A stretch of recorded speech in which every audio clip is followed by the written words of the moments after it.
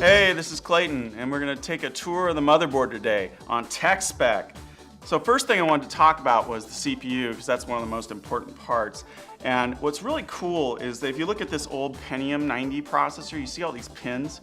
Kind of eliminated that on the newer CPUs. You can see that's pretty flat, but the actual pins are right here in the socket. So you just drop the CPU right in, put on the heatsink, and you're ready to go. Now, one of the other things about the motherboard that's changed is the actual slots. We have great new technology that you probably are familiar with called PCI Express, and there's actually two different flavors here. And you see this little short one? This guy is actually PCI Express 1X, and that means that it has a single lane of bandwidth.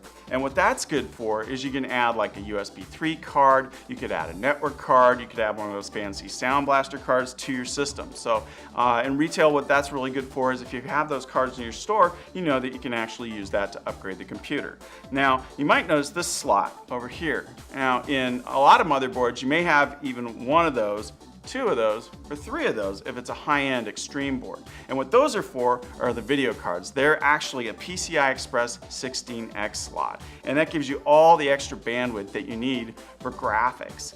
And finally, what I wanted to talk about down here is the serial ATA ports. Now they've gone through some changes over the years. The original ones are black like this, and those are serial ATA 3 gigabits per second ports. And those are great for things like CD drives or DVD readers or whatever you got in optical drives. But if you really want the best performance, there's serial ATA 6.0, and that's on the newer systems. Now those are actually blue, and you want to use those for like your solid state drive or your high performance hard drive, and that's what you really want to use for the best performance on your system. So this is Clayton with the Spec, and I will see you soon.